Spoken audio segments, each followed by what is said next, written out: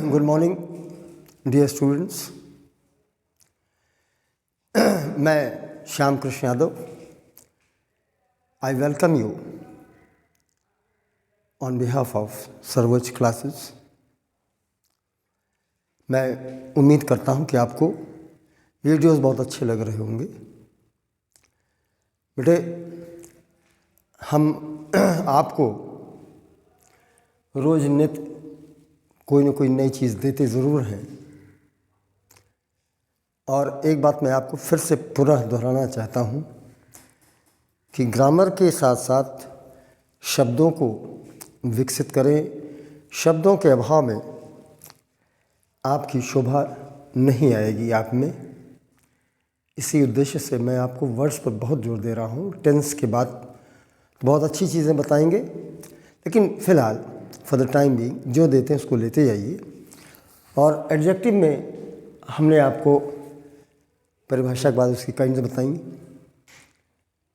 और एडजेक्टिव आपके proper adjective हो गए, इंडिया से इंडियन, चाइना से चाइनीज़, अमेरिका से अमेरिकन। फिर हमने आपको एडजेक्टिव ऑफ क्वालिटी बताया, गुणबोधक। फिर एडजेक्टिव ऑफ क्वांटिटी बताया, परिमाण। परिमाण बोधक की इसके दो सब क्लासेस हैं।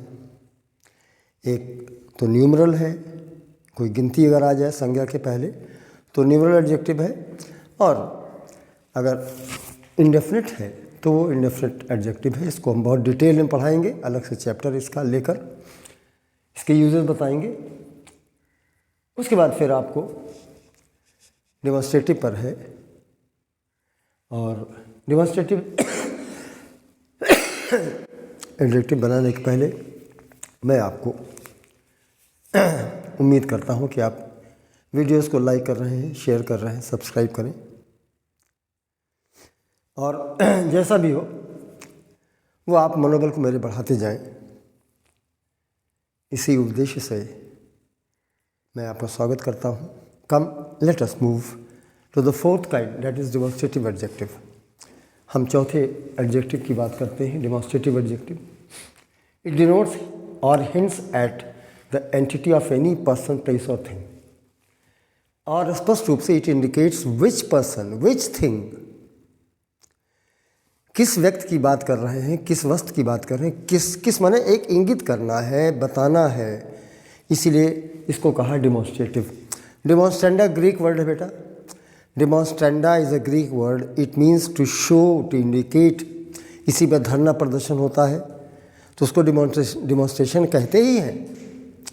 डिमॉस वर्ड से बना हुआ है, that is a Greek word. Demos means people. तो इसी तरह से आपको डिमॉन्स्ट्रेटिव एडजेक्टिव है, जिसमें हम इंगित करते हैं किसी व्यक्ति वस्तु की सत्ता को, और इंगित करने के लिए यह, वह, ये, वे, ऐसे। तो अंग्रेजी में this, that, these, those. This indicates nearness, करीबपन दिखाते कि यह सामने है। दैट माने वह, सुदूरता उसमें कुछ आ रही है। दीज, ये। फिर सुदूरता आएगी तो दैट, दोज हो जाएगा। तो ये आपने देखा, अगर निकट है कोई चीज़ तो दिस कह देंगे, दीज कह देंगे। सुदूर अगर कोई है तो दैट बुक इज माइन, वो किताब मेरी है, दूर रखिए। दूर रखने मतलब जियोग्राफिकल स्थित से मेंटल स्थित, कहीं बाहर रखी, दूर रखी है, तभी आप कह देंगे दैट। और अगर कोई चीज़ नहीं है कि नहीं वो साहब किताब मेरी है तो दैट बुक इज़ माइन, वो मानसिक दूरी में दूर मानी जाती है। फिलहाल इतने आप समझदार हैं, आप समझ लेंगे। दिस माने यह, दैट माने वह, दीज माने ये, दोज माने वे, सच माने ऐसे। यॉन्डर बहुत पुरानी अंग्रेजी है, कविताओं में इसका प्रयोग खूब हुआ है। अब इसका प्रयोग बहुत ही, इट हैज़ बिकम ऑब्सोलीट, प्रयोग से, प्रचलन से बाहर है। यॉन्डर माने होता है जैसे आसमान से, जहाँ से कोई चीज़ नीचे गांव देखते हैं तो कहते हैं वो नीचे, यॉन्डर लाइज द विलेज। तो यॉन्डर उस सेंस में, लेकिन अब इसका प्रयोग नहीं होता। मैंने आपको लिख दिया कि आप जाने रहें इसको। लेकिन यह बात जो हमने बताया कि दिस, दैट, दीज, दोज, सच। तो ये तो आसान है, इसको आप जान सकते हैं, लेकिन एक शर्त है इसमें कि इन शब्दों के बाद संज्ञा का आना अति आवश्यक है। अगर संज्ञा नहीं आया तो डिमॉन्स्ट्रेटिव प्रोनाउन हो जाएगा। मैं आपको पढ़ा चुका हूँ प्रोनाउन में, उसमें भी इंगित करते you must have this thing bearing in your mind that these words they must be followed by a noun, otherwise they become demonstrative pronoun. I have told you this thing. तो इसीलिए हम लिखा किसी भी सत्ता के अस्तित्व को विशिष्ट रूप से इंगित करता है, अर्थात कौन सा व्यक्ति, कौन सी वस्तु, उस आशय से हम दिस दैट दीज दो सच का प्रयोग करते हैं। लेकिन it must be kept in mind that a noun must succeed these, इनके बाद संज्ञा कोई न कोई अवश्य आवे, lest they should be demonstrative pronoun, नहीं तो वे डिमॉन्स्ट्रेटिव प्रोनाउन हो जाएंगे। अब ये लेस्ट के बाद हमेशा शुड लगता है, हम आपको और आगे बाद में पढ़ाएंगे। लेस्ट, संभल के चलो, कहीं गिर न पड़ो, walk carefully, lest you should follow. Lest के बाद हमेशा शुड ही आता है, मस्टोस नहीं आता, या अदरवाइज लगाइए, बहरहाल बाद में इसको बताएंगे आपको। तो ये ध्यान रहे कि इन शब्दों के बाद नाउन अवश्य रहे, अन्यथा ये डिमॉन्स्ट्रेटिव प्रोनाउन बन जाता है। देखिए एग्जांपल देखें, दिस पेन इज़ माइन। अब दिस के बाद पेन आ गया, तो पेन के जस्ट बगल दिस है, क्वालिफाई कर रहा है, तो वो डिमॉन्स्ट्रेटिव एडजेक्टिव हो गया। इसी तरह अगर हमने कहा कि such laws are of nature, ऐसी विधियां, ऐसे नियम प्रकृति के हैं। सच के बाद लॉज क्या है? नाउन है। नाउन है तो सच वहाँ डिमॉन्स्ट्रेटिव एडजेक्टिव हो गया। लेकिन अगर प्रोनाउन हो जाएगा तब, अगर इनके बाद नाउन नहीं आया, जैसे यहाँ देखा this is my pen, this के बाद नाउन नहीं आया, जब नाउन नहीं आया तो डिमॉन्स्ट्रेटिव प्रोनाउन हो गया। सिमिलरली ये भी such are the laws of nature, इसी बात को इस ढंग से व्यक्त करते हैं तो such are the laws of nature, ऐसी, अब ध्यान दीजिएगा, ऐसी है प्रकृति की विधियां, प्रकृति के नियम। अब सच के बाद लॉज संज्ञा नहीं आई तो डिमॉन्स्ट्रेटिव प्रोनाउन हो गया। हम समझते हैं आपको समझ में आया होगा, ये बहुत अच्छी बारीकी है। लेकिन बारीकी यही है कि इनके बाद कोई ना कोई संज्ञा अवश्य आवे, संज्ञा अगर नहीं आएगी तो डिमॉन्स्ट्रेटिव प्रोनाउन बन जाएंगे। चलिए अब हम आपको डिस्ट्रीब्यूटिव एडजेक्टिव की बात करते हैं। We have dealt with distributive pronoun also, हमने आपको डिस्ट्रीब्यूटिव प्रोनाउन चर्चा किया है। बंटवारे, विभाजन के आशय से जब प्रत्येक व्यक्ति, वस्तु या प्रत्येक सत्ता के लिए हम जो शब्द प्रयोग करते हैं वो डिस्ट्रीब्यूटिव एडजेक्टिव होगा, लेकिन शर्त यह है कि इनके बाद भी एक संज्ञा आनी ही चाहिए।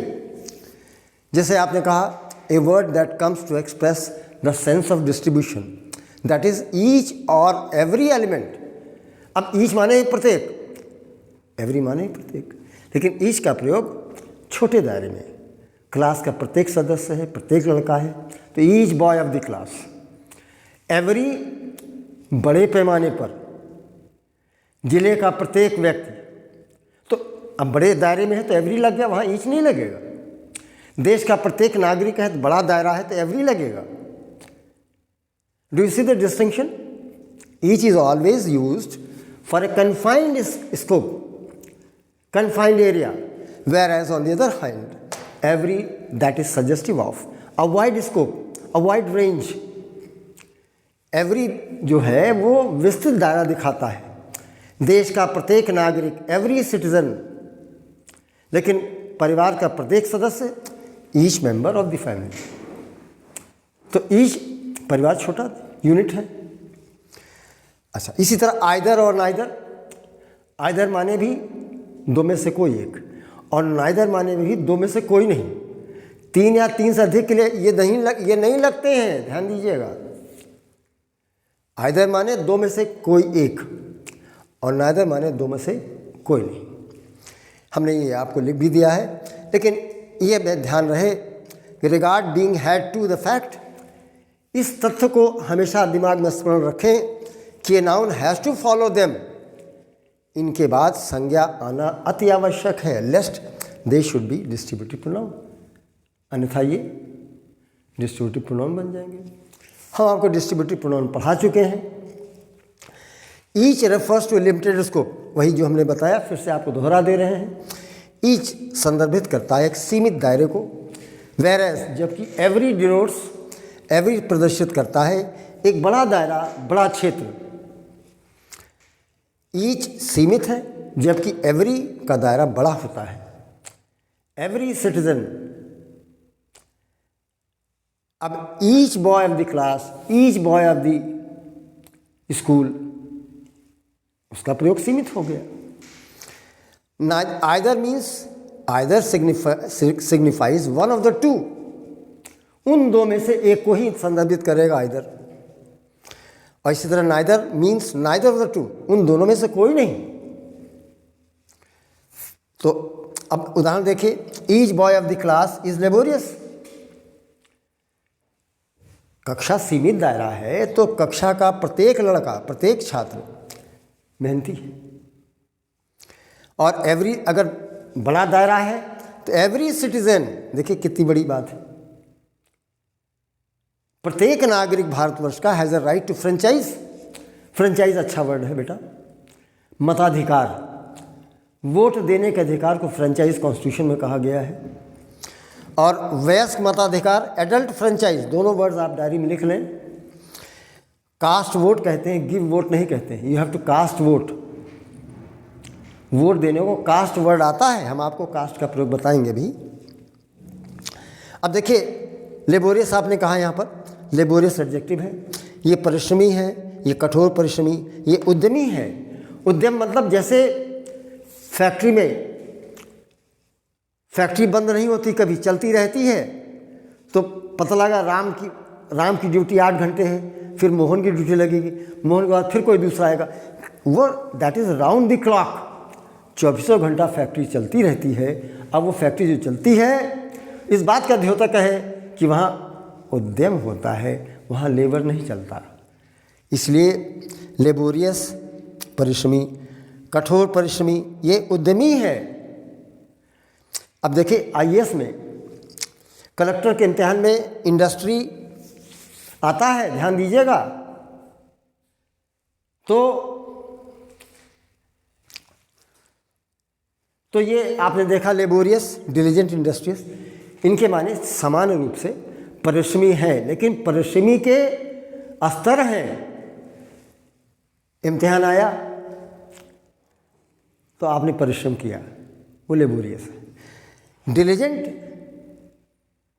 साल के 12 महीने, राउंड द ईयर, साल के 12 महीने मेहनत करते हैं, तो यू आर डिलीजेंट।